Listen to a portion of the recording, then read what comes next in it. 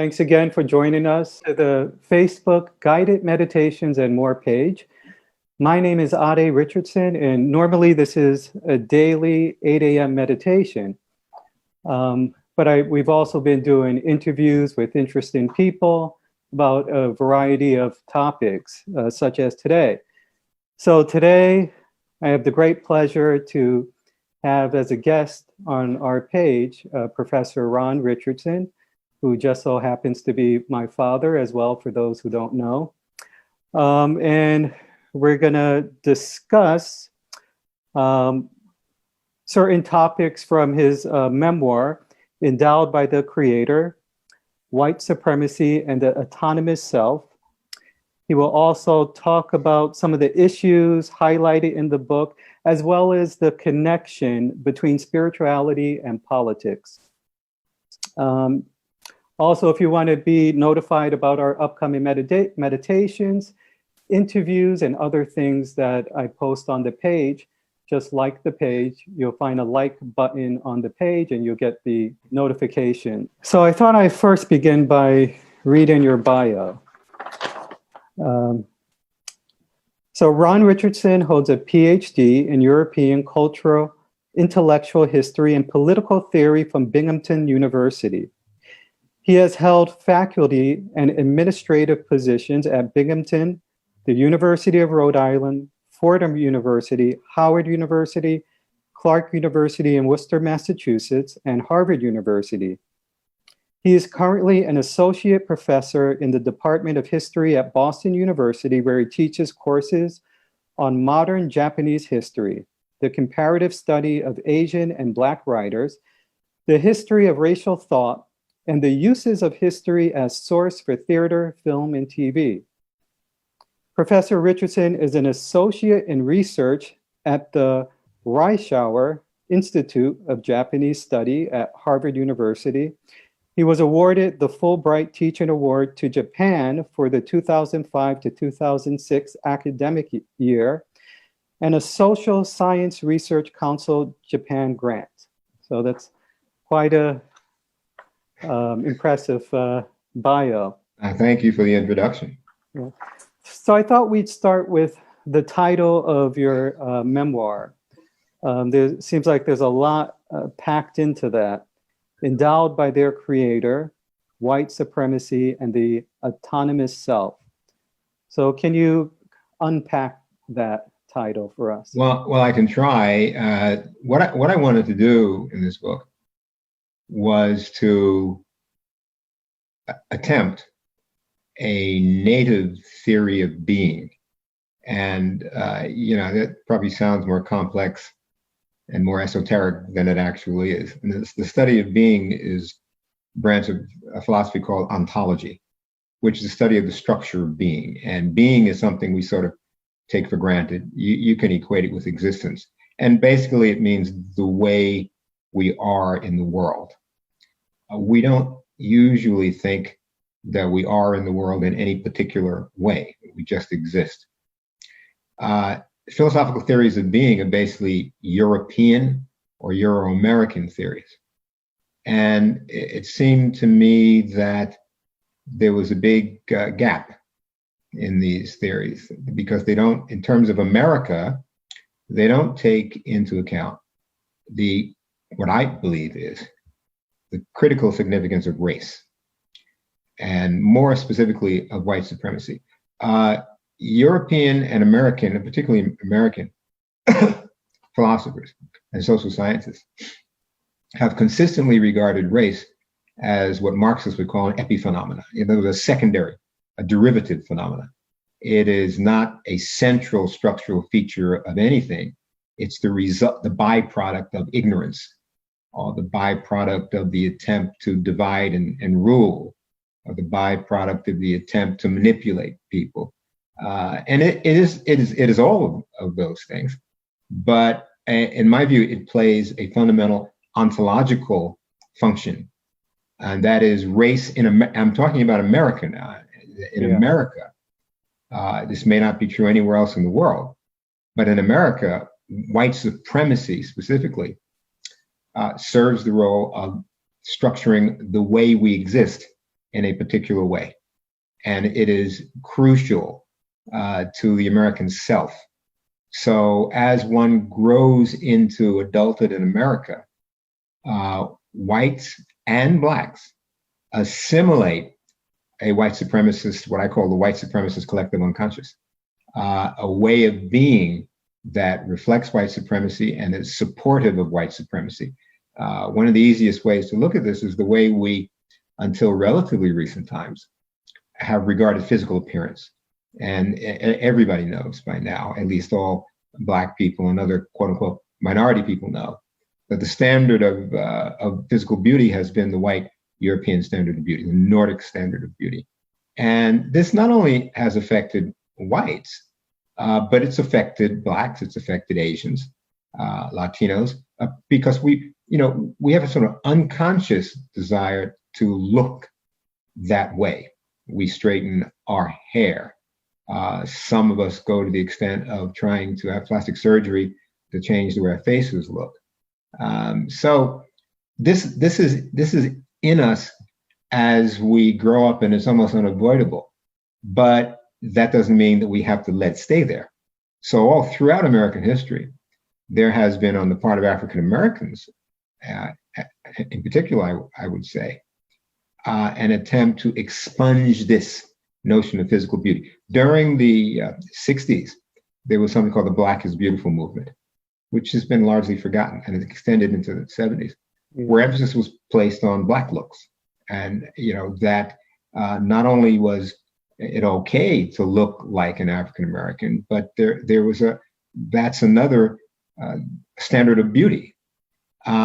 Even before that, in the 1930s, there was a negritude movement, which emphasized African looks, Black looks. Bell Hooks has written a book years ago called Black Looks about this issue. During the early part of the 20th century and into the 50s and 60s, a very fair skin was prized over darker skin. And when my elder brothers, who were in their 80s, and one of them, they're both deceased now, in the 40s and 50s, when they would go to parties, it was not uncommon to decline to admit people who were darker than a certain shade. So that's one example of how it affects our being. But it also affects our way of being in terms of our sense of what it means to be a person. And here I want to get to the sort of subtitle of this memoir, which is called White Supremacy. The subtitle is White Supremacy and the Autonomous Self. So white supremacy is inextricably connected with the American self, which is a form of the autonomous self. And can we just for those who don't, I don't know if you're gonna, you may go into this, but for those who may not know, I don't want to assume our viewers do. Sure. Can you briefly define what white supremacy is? Yeah, I was gonna get into that. I can do that now. It's very difficult to give a very brief, encapsulated definition of white supremacy. White supremacy is a myriad of practices that are designed to oppress non-white people. That's basically what it is. Yes, it is the way one regards oneself as superior to others, one's physical appearance, one's intellectual ability, even one's spirituality. But all of those things have a goal. And the goal is to oppress people who are not white. In America, concrete examples I think are helpful. In America, white Europeans came here and they discovered that the land was, and they came here in order to try to find a kind of freedom. And we'll get back to the notion of freedom and liberty, which in order to, for some of them, to practice their religious views, which they couldn't find in Europe. In other words, they couldn't have that liberty in Europe without engaging in some sort of revolutionary action to change the European political economy and social system. That was dangerous and very difficult. So they came to the New World. Many of them came to the New World. Perhaps the majority of them came to the New World, not necessarily for religious freedom, but simply to live a better life materially, or to find gold. Those who went to Virginia in 1607, and then were looking for a gold and wealth, Virginia Company. Those who came to Plymouth in 1620 were looking for freedom in the space in which to practice their religion. But all of this was premised on the ability to take land. And the Europeans who came to the east coast of the United States, particularly to the New England region, were quite aware that was pretty good reason to settle in, because between 1616 and 1620, a devastating plague, it was called the plague by Europeans and Indians, wiped out in some areas 90% of the Native American population. In the 16th century, when Verrazano sailed up the East Coast, he describes very thickly populated villages of Native Americans, the Massachusetts coast, Maine coast, all the way up above Maine. And by 1620, they were gone. And this plague was introduced probably by European traders, fishermen who would come ashore. So the Pilgrims were aware this is a thinly populated area. This is a vulnerable area. If it had been thickly populated, they probably would never have been able to settle in that area, because the Native Americans would have been able to mount effective resistance. So they came to this area so that because here was a place where you could gain land, and if you had land, then you could build the kind of commonwealth, live the kind of lifestyle you wanted. But the land was occupied by other people, and those other people were Native Americans. So very, very quickly, the idea was seized upon to just define those people as sort of inferior people, even non-human people, savages, cannibals, etc. So they could be eliminated and the land could be taken from them. And once you had the land, particularly in the southern regions, where there was vast tracts of arable land, then you needed a population to work the land. And the way you could do that was to take slaves from Africa, bring them to the New World, and force them to work the land. And you justified that by defining them as subhuman people. So this is how white supremacy developed. It developed as a set of practices that became an ingrained mentality. The African-American philosopher Charles Mills, in the late 90s, developed this theory of the racial contract, which is very important. We've all heard, going through school, this notion of the social contract.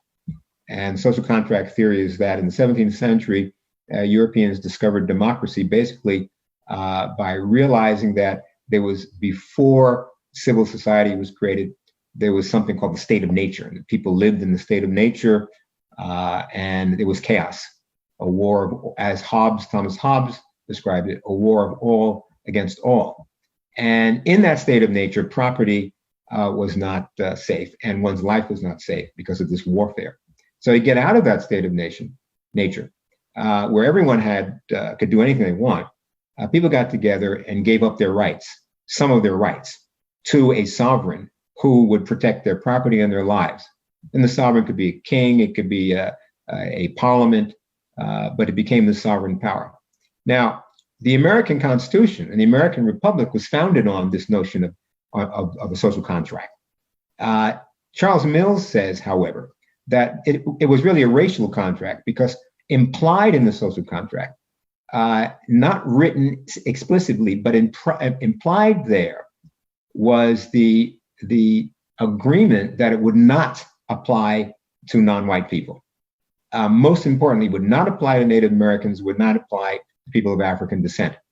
And thus you get Jefferson's Declaration of Independence.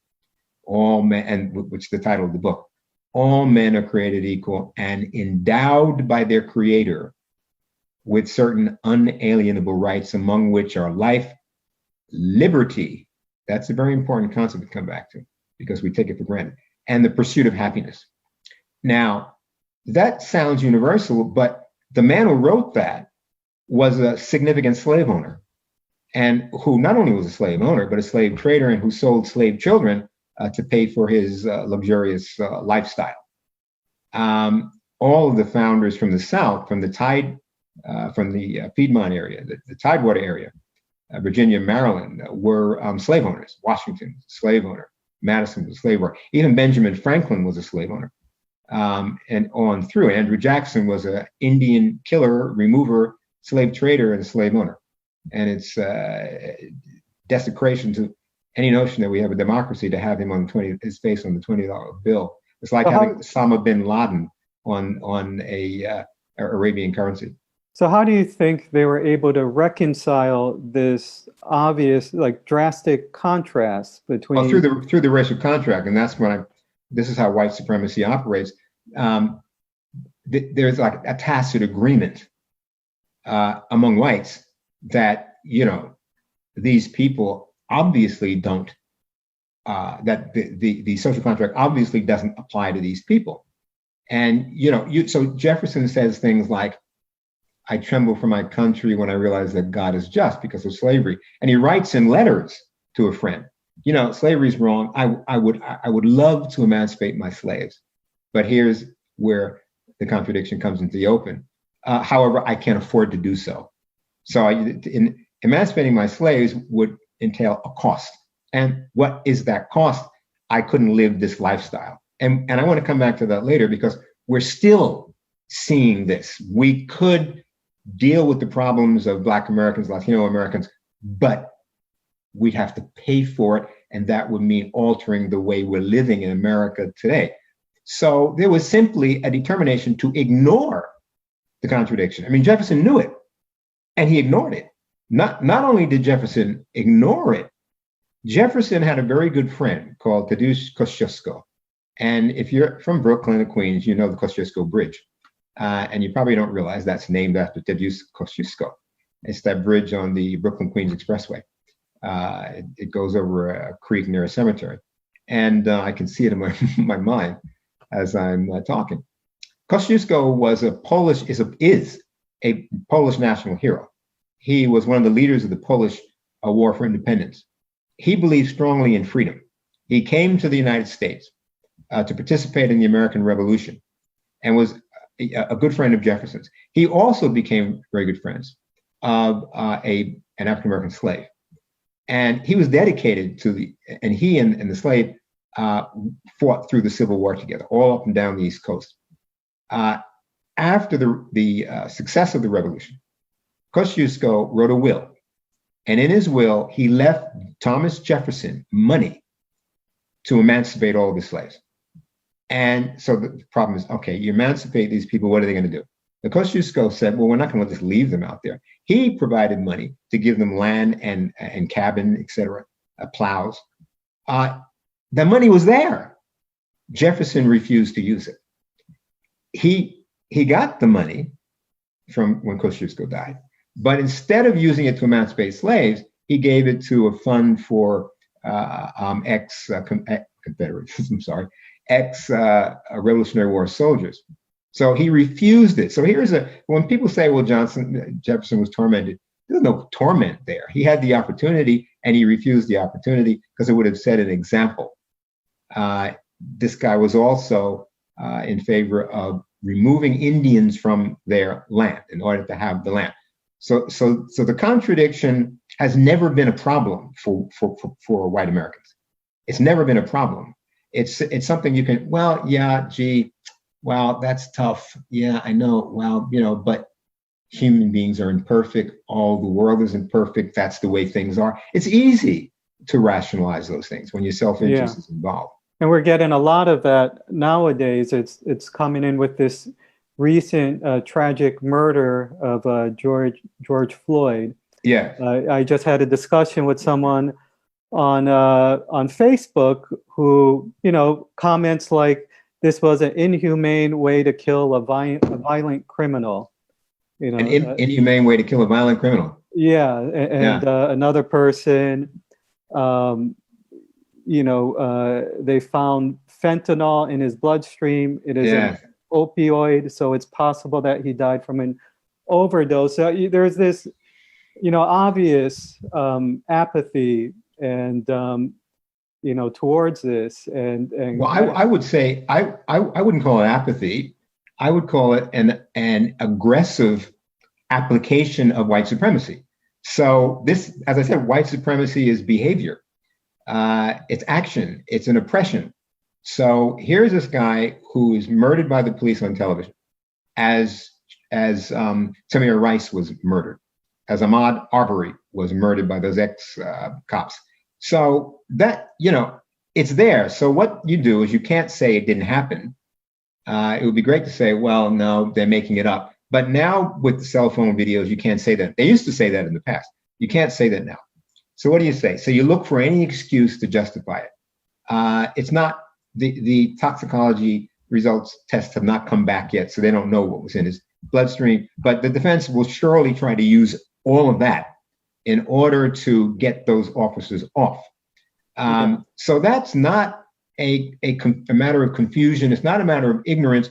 And I'll come back to this in a minute, because those people who are saying these things have the intellectual ability, unless there's something wrong functionally, they have the intellectual ability to realize that they're saying stupid things. They far from wanting to realize that they're saying stupid things.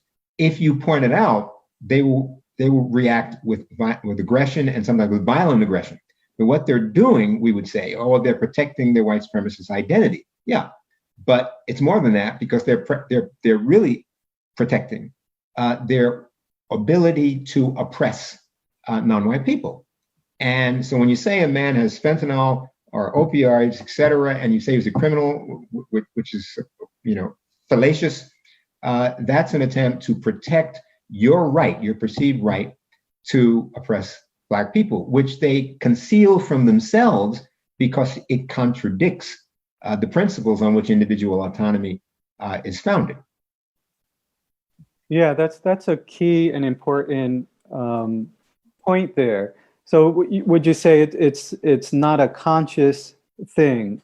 Well, it is conscious and it isn't conscious. So there are obviously, so there's a confusion. I think we've been confused by the psychological notion of the conscious and the unconscious mind.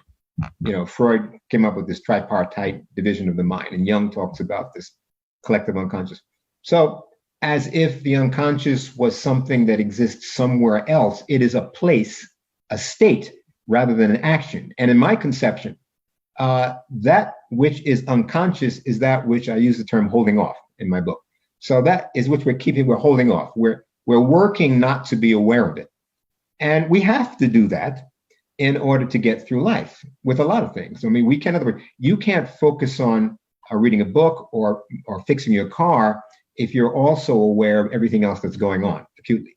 So if I'm working on fixing my car, which I don't do, but if someone's working on fixing their car, then they can't be acutely aware of the fact that there's a bird singing in the tree and they can't watch the bird. So we screen things out, and the brain does this automatically. Does a lot of this for us. And because we do that naturally, then the white supremacist function of, when the white supremacist consciousness uses that, it seems like something natural.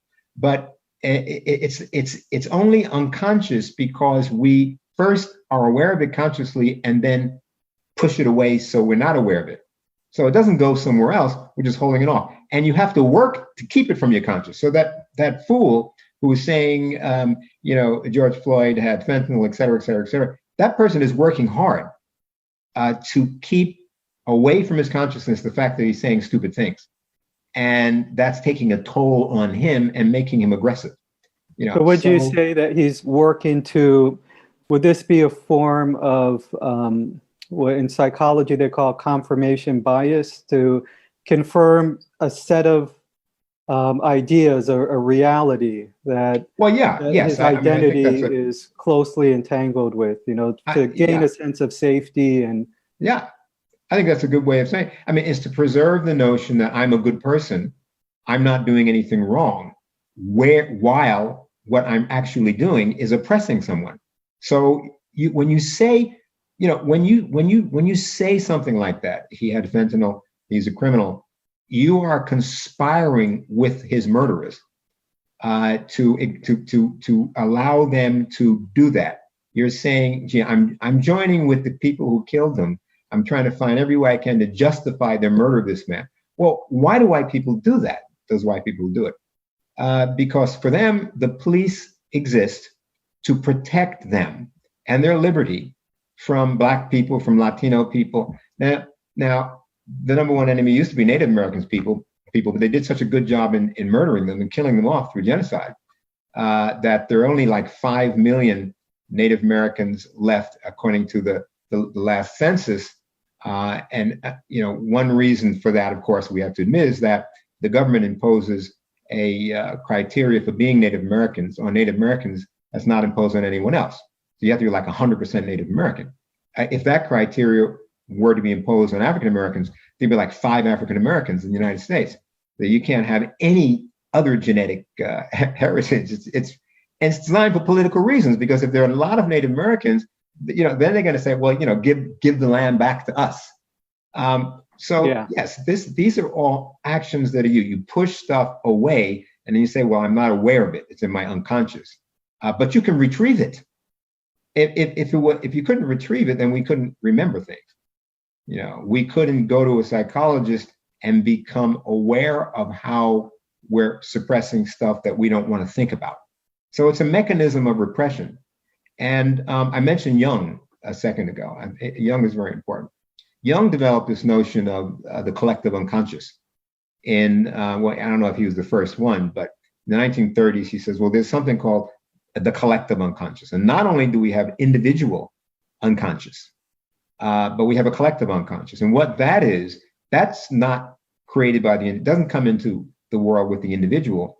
It is the consciousness of the human race. And it is what the accumulated heritage of the human race is in the unconscious. So it consists of archetypes and primitive people he called primitive people. And he had studied the Hopi in the American West, and he had studied African tribal people in Uganda and in Kenya. And he referred to them as primitive people. And he said, I find the archetypes which are in the unconscious, the collective unconscious of modern man, he used the term man, are in the conscious life of these primitive people. So because, their mental life, psychological life, is below ours. So he created basically a racial unconscious. That's a racist construction. Now, Franz Fanon, who everyone should know about Franz Fanon. Franz Fanon was a great, great, great, great theorist of Black liberation and liberation from European empires. And he was born in Martinique, as so many of these liberationist intellectuals were born in the Caribbean. He was born in Martinique, studied in France, the Sorbonne, and became a psychiatrist, medical doctor. And he wrote a book published in 1954 called Black Skin, White Mask, which I recommend to all of you. And the book looked at the impact of racism on the psychology of colonized people, particularly Black people in the Caribbean. And he critiqued Jung's notion. He said, well, yeah, there is a collective unconscious, but it's not what Jung's talking about. It's not genetically inherited. It's not located in the brain. It's culturally created, and it's filled with things that he's talking about Europeans do not want to admit are in themselves. So they put it in this unconscious, which they then attribute to Negroes and tribal people. So he's saying that Jung's archetypes are what Europeans suppress and culturally created, not something that's genetic. And I think that's true of all the psychological theories developed in the 19th century. Freud, Adler, Jung, etc., developed during the age of imperialism. They're creating a region which is not accessible normally. In order to access it, you have to go to specialists, psychiatrists, who are now like priests, used to go to for confession, in order to access this consciousness. So that creates a consciousness which is not something that you are actively creating day by day, moment by moment. So when I talk about the white supremacist collective unconscious, this is stuff that years ago, decades ago, hundreds of years ago, white people were able to just openly express. But because of revolutionary resistance in what used to be called the Third World, Africa, Asia, and in the United States, resistance movements by Native Americans, by Black Americans, violent resistance by Native Americans, wars against genocide against them. Black protests, slave resistance, slaves running away, marronage in the Caribbean, rebellions in the Caribbean, civil rights movement. So whites had little by little had to, stop. It's not cool to talk about this stuff, and you have to be careful now.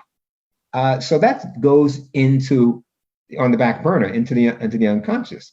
And as whites grow up and are socialized, they learn this stuff. And so they don't have to really get together. If whites dominate an organization, they don't have to get together and conspire to suppress blacks. They are trained to react to certain dangers the same way. So that's why you have this guy. Nobody had to train him to say, "Oh yeah, George Floyd had fentanyl, opioids." He was trained growing up, and he's not challenging it. And so that's how the collective white supremacist collective unconscious works, to continue to impose white supremacy. And I would call Donald Trump the high priest right now of white supremacy. It's in him.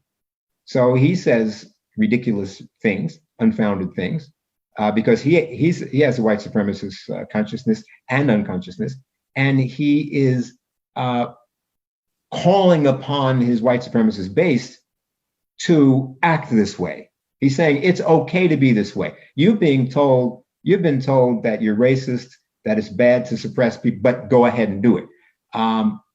We're going to shoot people in the street if they protest. We'll protect you.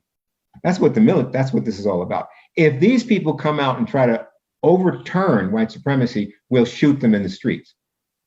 And that's what's going on here. So it sounds like this is coming out of, there's conditioning, certain programming within, and Yes. and it's not being, what's the incentive for them to look within and question when, a lot of this, and we could go into the economic structures in place that were built on, white supremacy and, these systems. So just, why they're in their home, they have a roof over their head, food, things are okay. Yeah. What is the incentive to look within?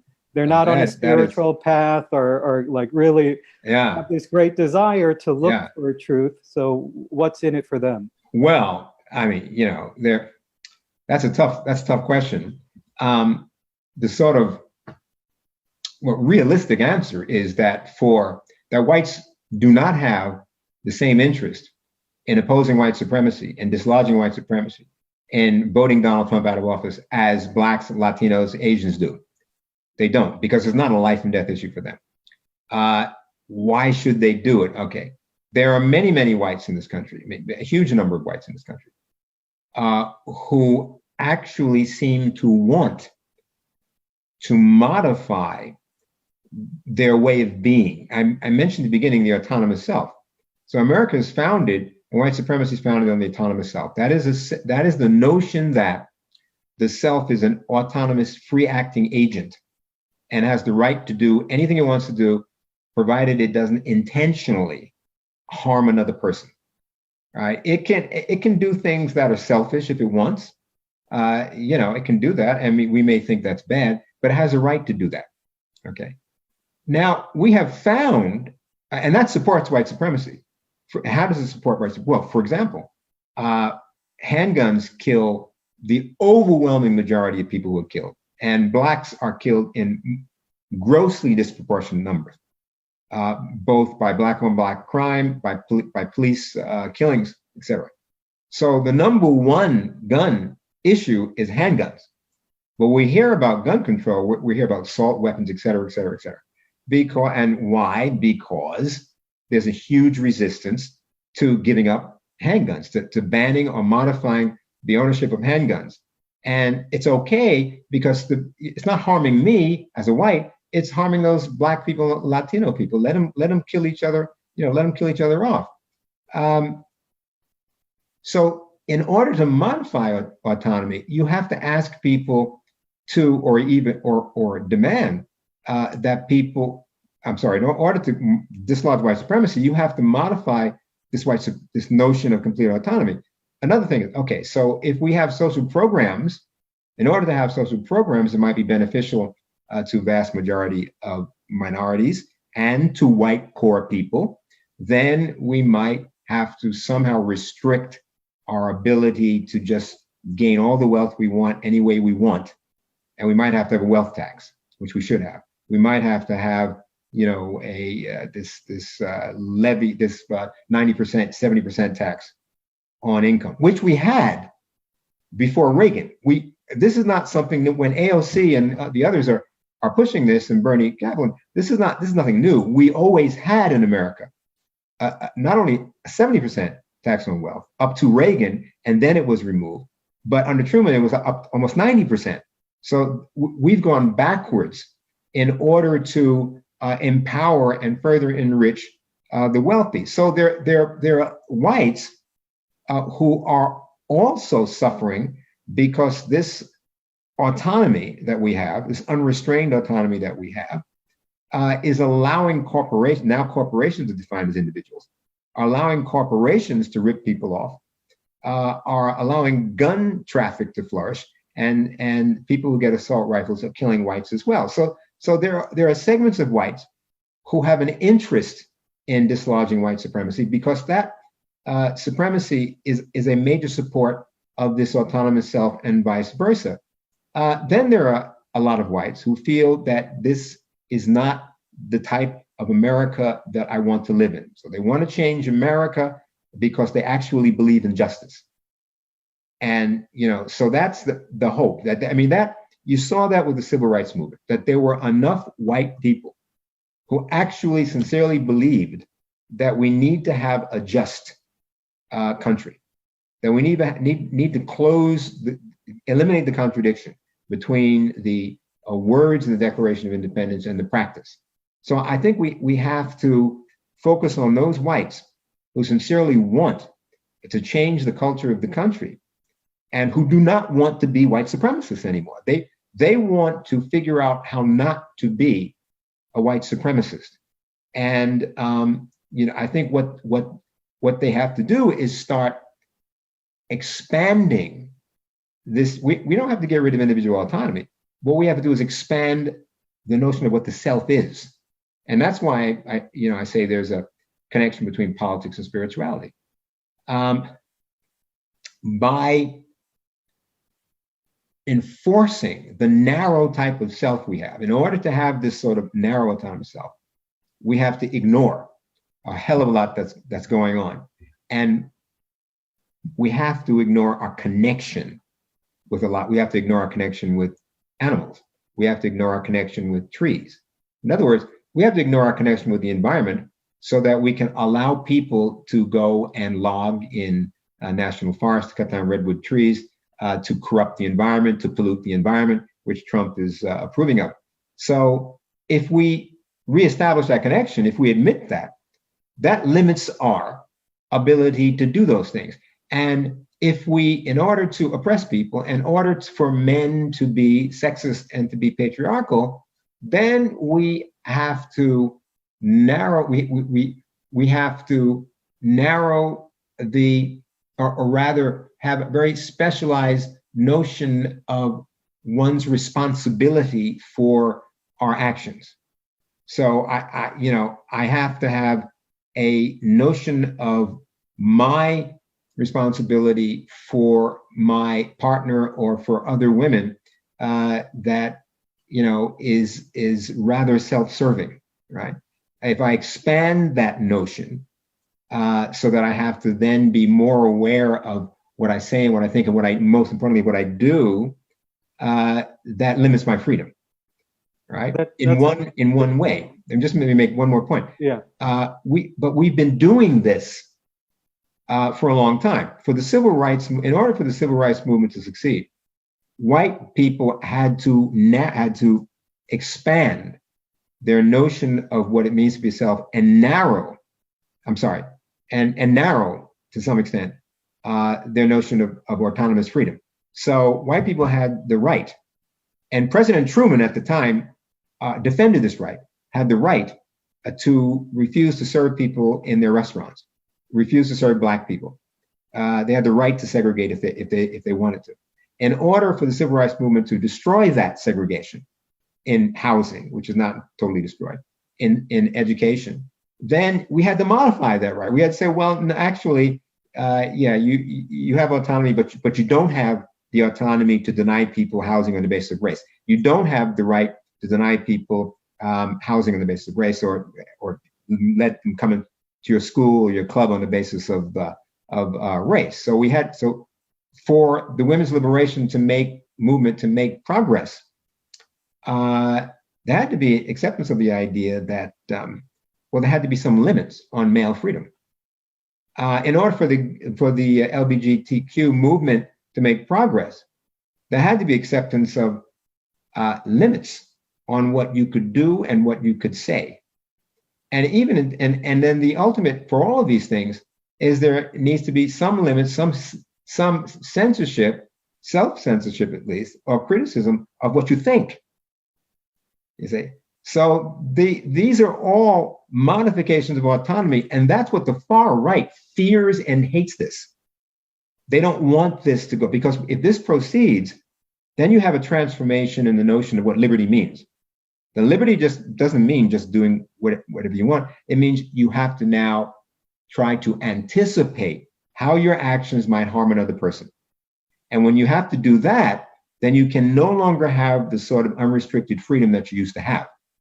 And it's the unrestricted freedom that those people who are out there with guns in Minnesota and in Wisconsin, and who were protesting against the COVID-19 lockdown, social distancing, they had guns because that's symbolizing, well, our freedom as Americans.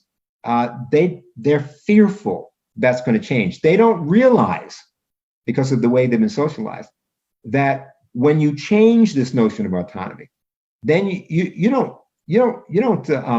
destroy the freedom of the self. You gain a larger self. You become more aware. If autonomy means being in control of yourself, then being more and more aware of what you are, of the connections with others, should mean you have more autonomy.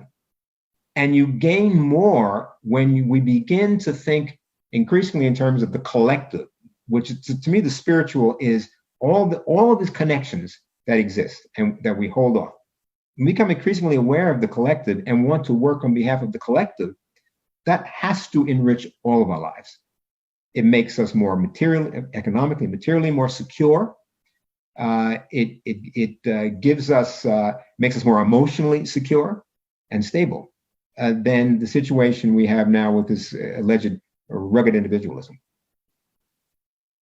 And what do you think is so you mentioned responsibility. Yes. And so being responsible for your actions and being responsible for how you're affecting someone else. Mm-hmm. But it seems like, how does one do that if they're constantly deflecting? So they're not even being responsible towards their own inner conflicts that are going Yes. on, their own insecurities, their own emotional, like anger. And if there's already this sort of may not be conscious, but this self-critique, self-judgment, how does one get past there? Because it seems like there's a defense structure in place. There is. Or in white Americans, which they may feel like this sense of guilt, sense of not good enough, sense of, they may be carrying that, so they don't want to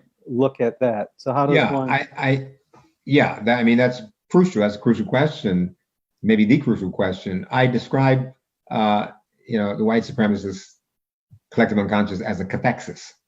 And a cathexis, this is a Greek word, which means a fixation, a energetic, persistent fixation, like a meditation on a particular idea. It also means to occupy the mind, to occupy the space, to occupy. So their mind is occupied with a fixed concentration on. It's like what Buddhist monks used to do in the medieval times in Japan.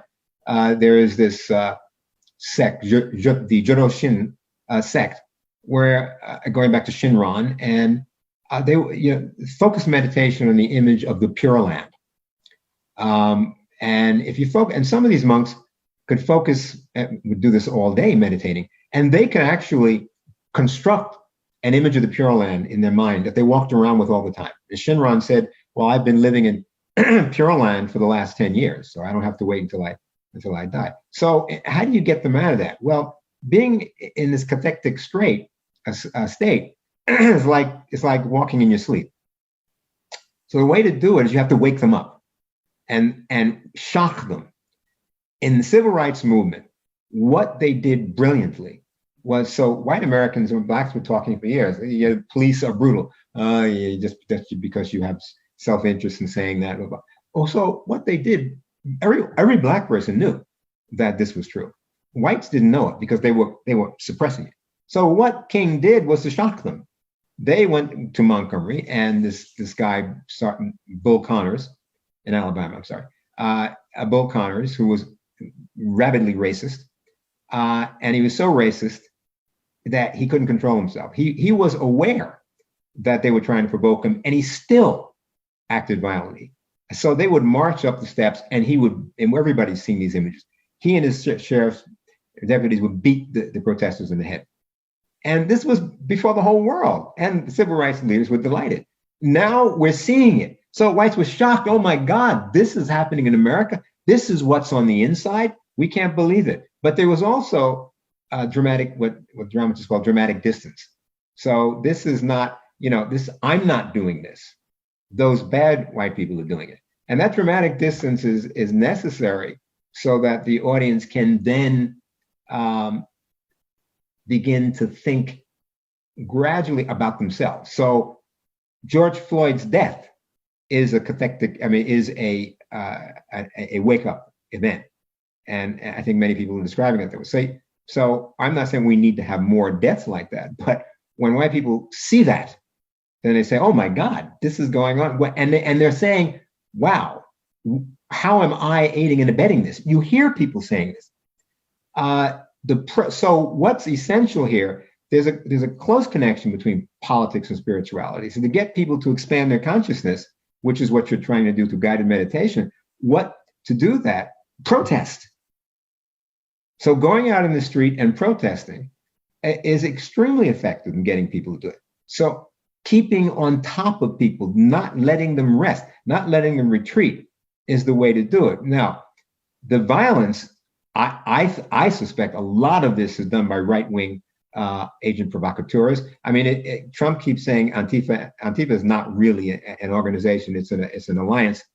Now, he keeps saying it's the left and Antifa, and even some law enforcement people are saying that. But studies have shown, even by the FBI and Homeland Security studies have shown, that left-wing violence accounts for an extremely small percentage of domestic terrorism. It is by foreign terrorists coming in and by right-wing neo-Nazi white supremacists. But Trump is not attacking them. The Nazis are terrorists, and he's not attacking. I mean, we have proof. They exterminated 6 million Jews. So you don't need any more proof. So these people are allowing this movement to be characterized by, and I think they're doing it purposely, by a white supremacist president as a subversive movement. And they're also, I think, some of them are trying to start a race war. And, the FBI just arrested a group of white men, I believe it was in Utah, in Nevada. They were going to commit terrorist acts against protesters, try to provoke insurrection in Las Vegas. These are, this is an example of how this, the dangers of, but peaceful protest is a very, very effective way. That's how the civil rights movement won. It won by protests in the street, and it won by the legal battle. And so we're having protests in the street, and we're having a legal battle. A very important part of this is that all white people who want to change this country, who do not want to be white supremacists anymore, can talk to other white people and try to convert them. If they should be missionaries, just like, we had Buddhist missionaries who go around Japan and spreading Buddhism and Christian missionaries. They should be missionaries to get other white people to wake up, to tell them, look, I know how you think because I'm white too. I mean, the notion of interiority, which is essential to individual autonomy, protects white supremacy too. But white people know, they know how other white people think. And if you have white relatives and white friends, they'll tell you, yeah, well, that's how white people are thinking. I know that. So white people can be a vanguard and going out there. Now, Boston University just did a good thing. I've been very critical of Boston University. I think rightfully so. But they just did something good. They hired Ibram Kendi, who is the author of the book Stamped from the Beginning, A Definitive History of Race in America. I'm going to have to ask him what he means by definitive. But and he wrote another book, New York Times bestseller, called How to Be an Anti-Racist, which I haven't read yet. He's going to launch and run an institute on anti-racism at Boston University. So that's good. So we need a national movement to dislodge white supremacy. I mean, I called for this before at Boston University over the last 15 years or so. We need a national movement to dislodge white supremacy. It is, what in terms of spirituality, it's directly in the way of our expanding our sense of connectedness. And it stands in the way because that's, allows a tiny elite to dominate the country. And the political economy that we exist within, which forces us to be competitive, that blocks our spiritual development. So that's a link between spirituality and politics. That if we want to develop spiritually, we've got to change the political economy so we don't have to have this fierce competition between each other. And we can comfortably expand and safely expand our awareness of other people. The right doesn't want to see that. Corporate America doesn't want to see that. In some ways, it sounds like you're on the path of the Bodhisattva who, I'm not going to awaken until until everybody does. So it's this one. We're all connected, so we're waking up everyone. So, well, you can't. I mean, look. If you're forced to make a living, which we all have to do, in a destructive manner, that's going to suppress your spirituality. And this is why throughout history, and I teach Japanese history, so I use the example. And this is why, and it happened, and I know medieval European history too. So this is why people who were looking for spiritual enlightenment would leave society and go and live in monasteries. They did it in Japan, they did it in China, they did it in Europe. They would go away and then have to live in great poverty because when you do that, then you're not competing in a way that's going to gain you wealth. But you have to get out of an environment that forces you to be competitive. Now, most of us cannot get out of that environment. We can't go to the monastery. We can't go to Vermont. We can't wherever people go. We have to be here. So what that means logically is we have to change this environment. And what Bernie Kaplan, who was the most significant candidate, was saying was that we have to change this environment. Unfortunately, Black Americans, because I think for understandable reasons, went with Joe Biden. I think we have to go with Joe Biden because of not for anything Joe Biden's saying, but because we want to defeat Trump. But Bernie Sanders was the candidate who should have been the Democratic candidate, because he was called. Now, so part of it was the fault of white socialists who have always dismissed race as a sort of epiphenomenon, as sort of a secondary phenomenon. And so Black people don't trust that. I didn't trust that. I voted for him in the primaries, but he should have made white supremacy and race the forefront, the feature of his campaign. And I think if he had done that, said we got to change America, we got to get rid of white supremacy. He didn't perceive that. White socialists have always thought they knew better.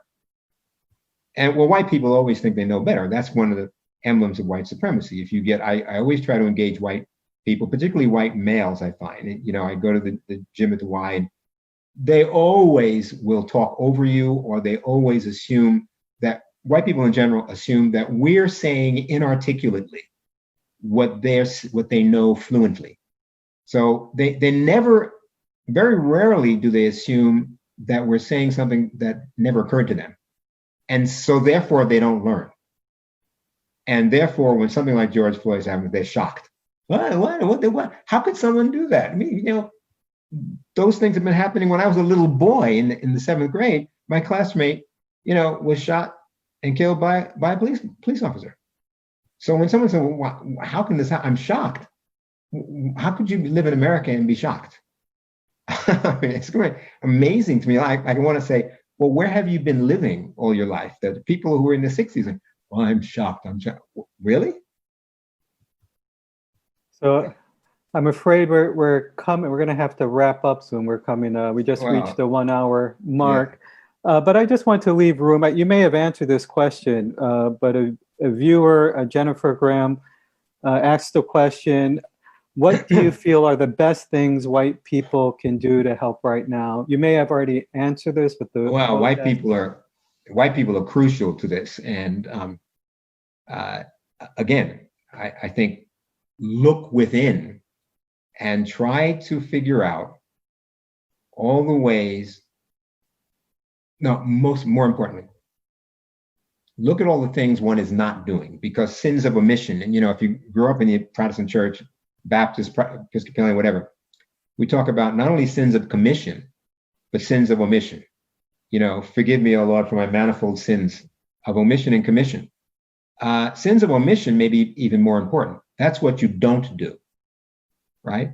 So we say with autonomous self, well, we're only culpable for things we do. But what about what I don't do? What I don't sign a petition, you know, that I should sign.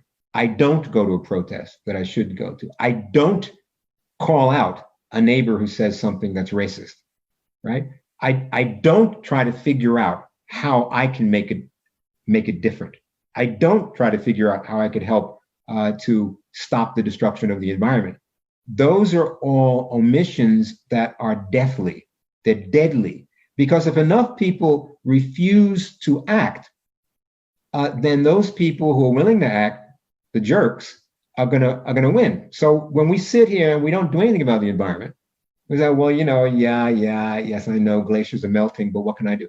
That we're allowing that to happen. So white people can, each of them, look into themselves and say, not only what I'm doing, because most of them aren't doing specific racist things. What am I not doing?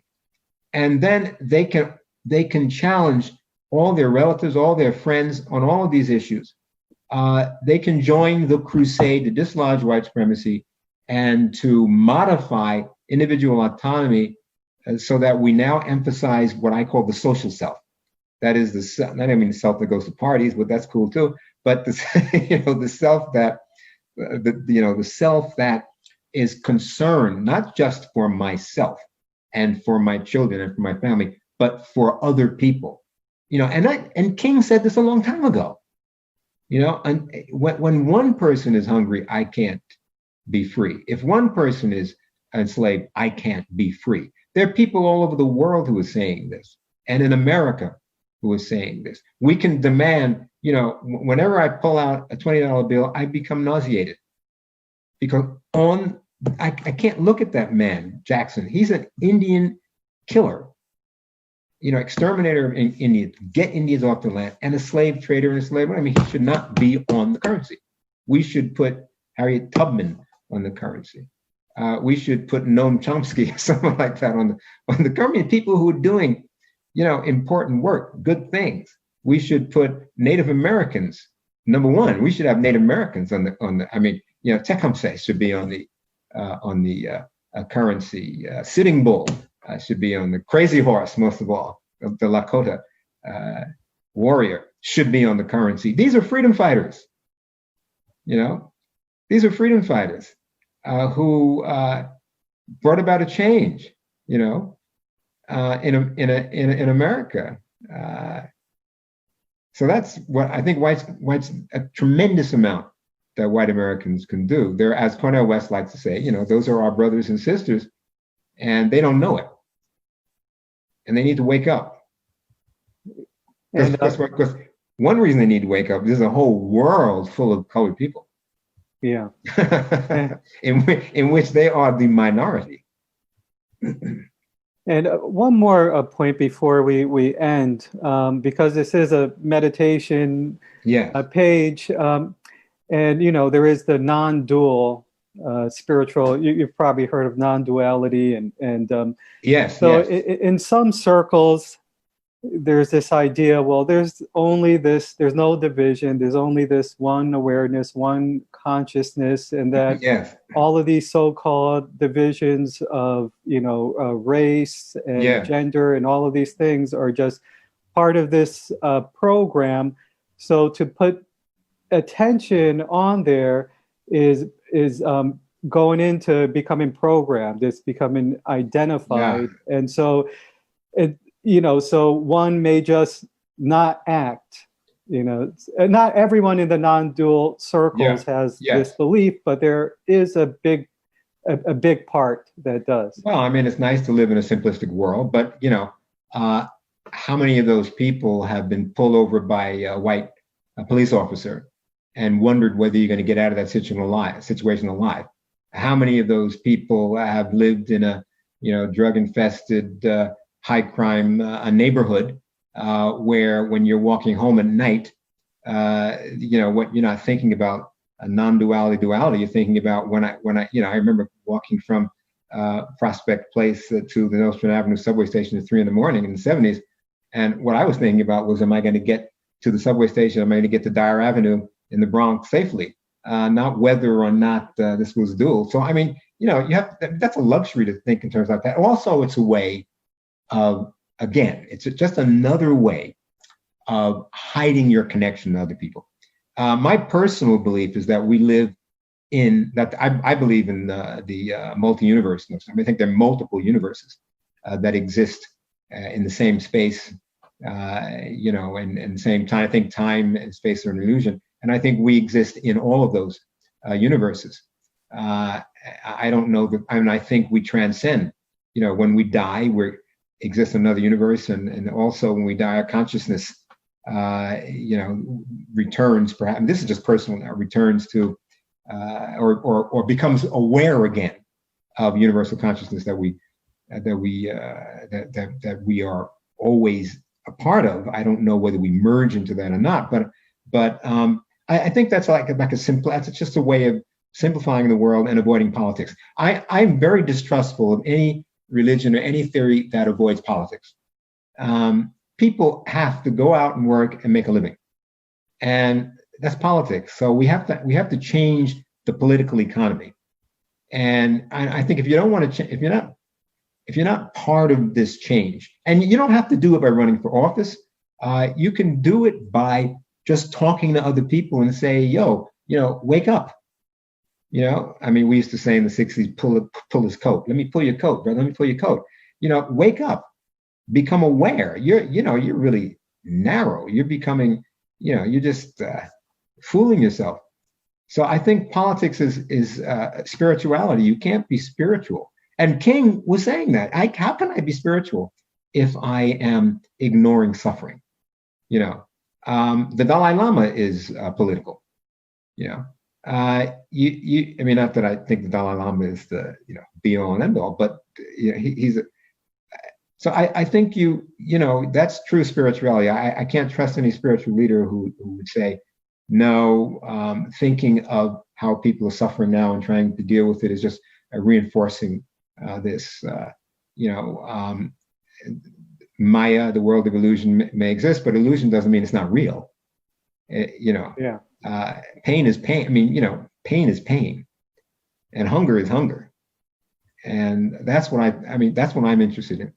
My spirituality embraces all of that, and I'm no exception. There are millions and millions and millions of people, maybe billions of people on the same page.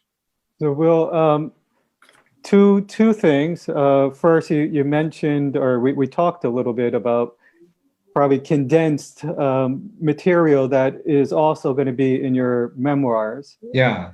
Do you want to say anything about that, or when About my that memoir? plan? Yeah, when Well, that plan. the memoir. I mean, I finished it. I'm sort of editing, and I'm looking for a publisher. But the memoir, again, I said I want to come up with a philosophy, an ontology that was based on American reality. So it has to be in a memoir because everybody's view of the world, everybody's philosophy is personal. It's from their personal viewpoint.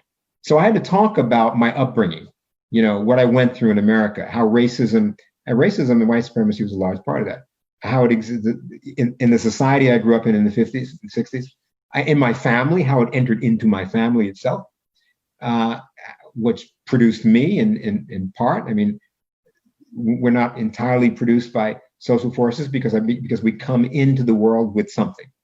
And so I want to show that, talking about philosophy in such abstract terms that it doesn't come out of, the native roots, I think that's a false philosophy. So I wanted to come out of native roots. So all of that I've said today about white supremacy, collective unconscious, all that comes out of my experience.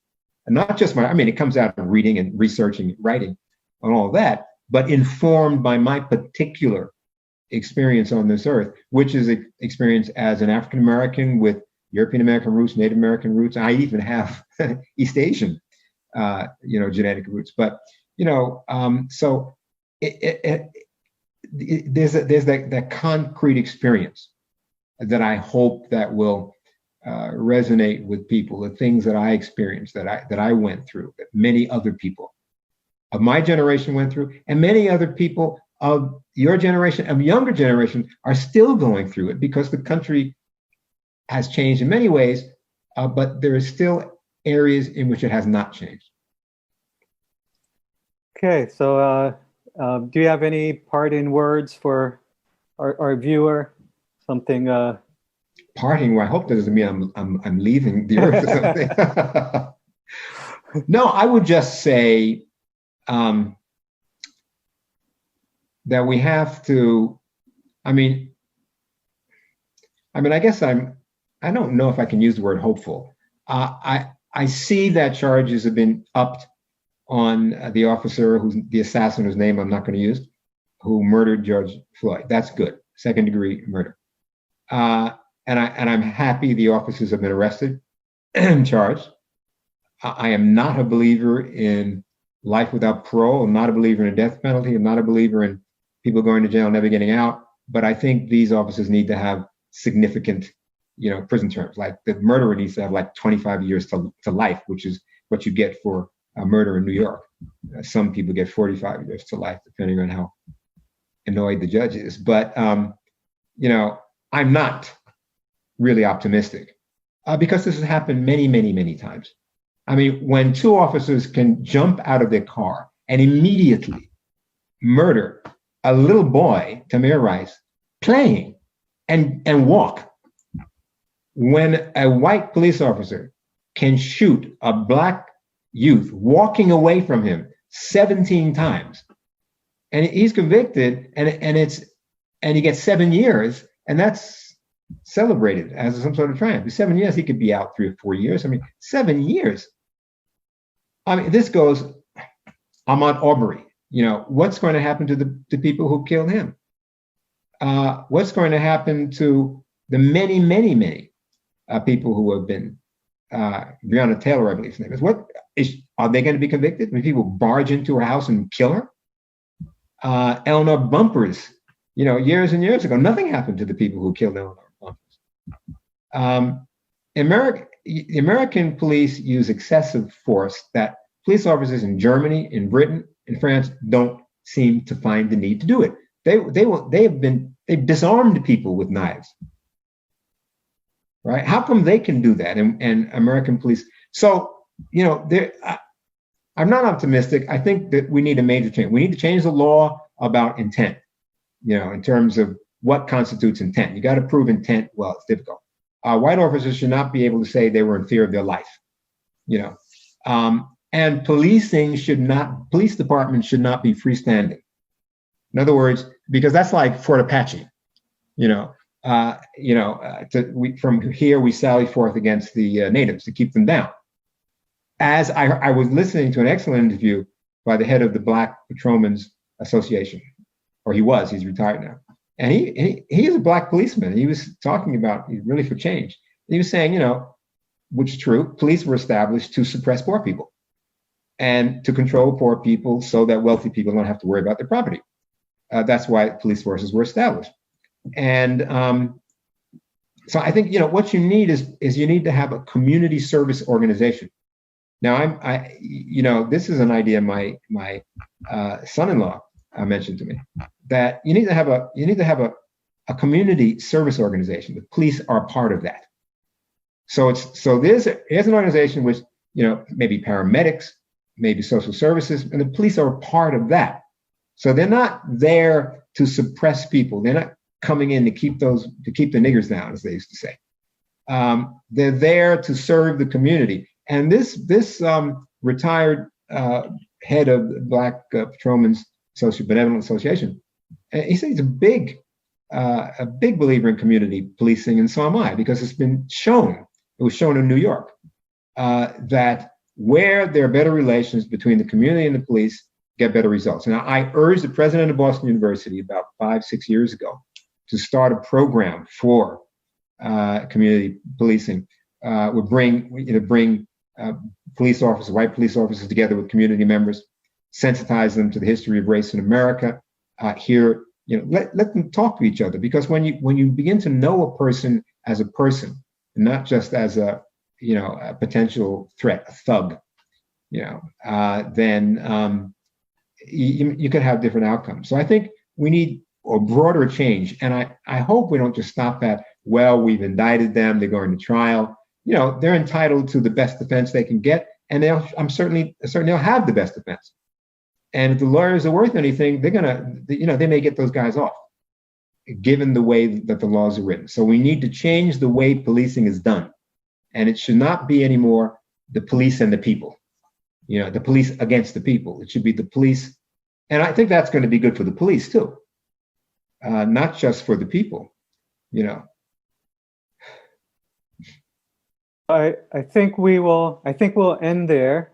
Okay. And, so thank you for joining us for this discussion. Really appreciate it. It's my pleasure, and I appreciate the opportunity. I'd like to thank you for doing this. I think you're doing a really good job, and it's a very, very important to connect in these ways. We're building communities, and the more communities of enlightened progressiveness, the more we focus on spirituality and its connection with politics, which is a theme of my novel Hugo de Rodius, by the way.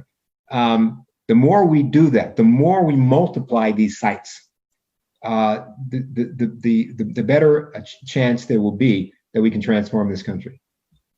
So thank you for your good work. So just a few closing remarks. Thanks again for joining us for the Facebook Guided Meditations and More page. My name is Ade Richardson. Our guest today was Professor Ron Richardson. If you have any comments or questions, please leave them below the video. You can also send me a direct message. We do a daily 8 a.m. Eastern Time guided meditation. If you're interested in that, you can like the page and you'll get the notifications. And we're also doing interviews and you'll be notified about other things that go up on the page. So thank you for everyone that joined, and please take care of yourself and each other. Thank you.